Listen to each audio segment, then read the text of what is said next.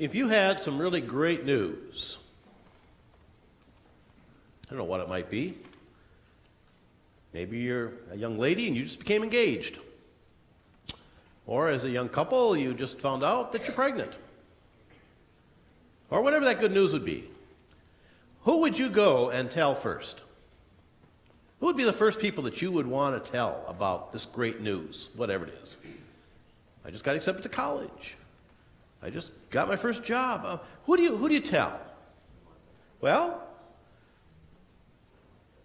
quite possibly a member of your family. If you're female and you just found out you're pregnant, you might want to tell your spouse. Okay, that would help.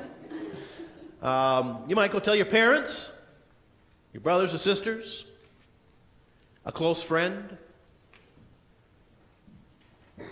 You'd find out in a hurry, because as soon as you got that good news, that person or those people would come to mind quickly. Oh, we've got to go and tell. Well, we had some great news. There was a baby born in Bethlehem. This baby is the Son of God. And now it's time to go out and tell some people. God wants to make the announcement, the birth announcement, so to speak. So who is God going to tell? King Herod? Caesar? Well, notice that in the two Christmas stories, the two nativity stories that we find, one in Matthew and one in Luke, that two groups of people are informed.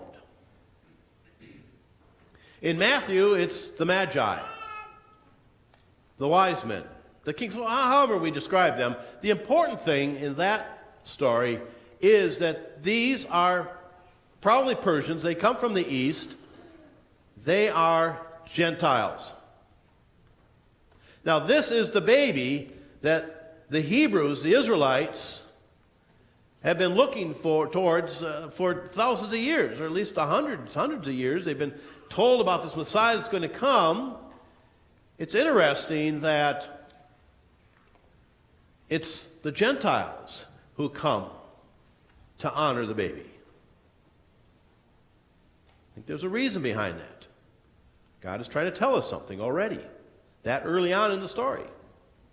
But even before the Magi, because we don't know when the Magi came, anywhere up to 2 years after the birth. One of those little images that kind of sticks in our mind is that the wise men show up the very night that Jesus is born, and that's not true at all. It was sometime after that. But what apparently is true is that another group of people did show up that night, or within a day or two. And this was the group that was told first, that got the news first. And it was the shepherds, out in their fields, watching their flocks by night and all of that. Now, to understand the power of this part of the story, that it was the shepherds, we need to understand what it meant to be a shepherd in those days. Now, maybe way back in the time of David, being a shepherd was an honorable profession, but by the time of Jesus, shepherding was not at the top of the list. If you were to ask a young boy, what do you want to be when you grow up? Probably wouldn't say, I want to be a shepherd. A lot of other things you want to be before you were a shepherd. Shepherds were looked down upon. They were looked down upon for several reasons. One is that in many ways they were unclean according to the law. Being a shepherd meant that you had to be out in the field. You didn't have the opportunity, for instance, to keep all the festivals. You didn't have that opportunity. You were dirty.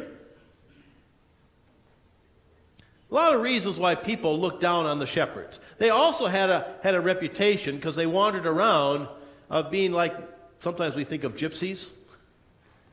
They would wander around, and sometimes if something was taken from the stable or whatever, the first people that might be accused would be the shepherds. Oh, it must have been those shepherds. So shepherds were not looked upon kindly at the time of Jesus. And so it's interesting that the very first people who received the birth announcement by way of the angels were the shepherds. The shepherds, the lowliest of the Hebrews, and according to Matthew, the Gentiles. A statement is being made by who receives the message first. The shepherds. So, what do we learn from the shepherds? First of all, we learn of the wonder of the grace of God.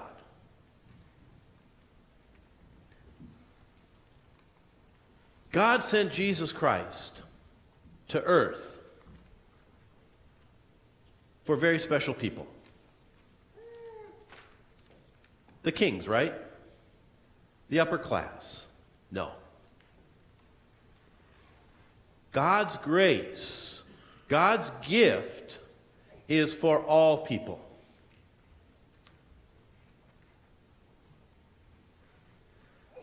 We would think, naturally, that a great gift like this, the greatest gift the earth has ever received, might be reserved for some special people. All people are special in the eyes of God. God sent his Son, Jesus Christ, to live and to die and to be raised again for all people, for everyone. God does not differentiate between the haves and the have-nots, the well-to-do and those on the bottom of the social ladder. So it's the grace of God, the wonder of the grace of God, and it exemplifies the great offer that God gives. He offers his gift of salvation to all people, to everyone again. When we have a great story or great news to tell, we tell select people. But when God had an announcement to make, he made sure that we understood it was for everyone. And then notice what happens with the shepherds. Because there's the offer, there's the great news that's shared,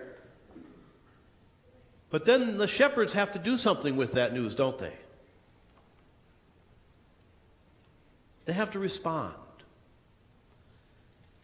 One piece of that story that just, I think, oftentimes goes right over our heads. We just assume it because it's been so much a part of that story for years, is the fact that they went to Bethlehem. They responded to the news. They didn't just brush it off. They didn't just go back to their work. They put it all aside, and they responded to the good news that had been shared with them by the angels. The story of the shepherds is very important because it teaches us that God has offered his gift to all people. But it also reminds us that we have to respond to that gift. We have to make a decision to either receive that gift or reject it. The story of the shepherds reminds us that they responded to the gift. They got up and went and said, "Let us go see this thing that has happened." And they went to Bethlehem. The message of Christmas to us is a reminder that we have to make a decision. God has offered his gift to all of us. And now it's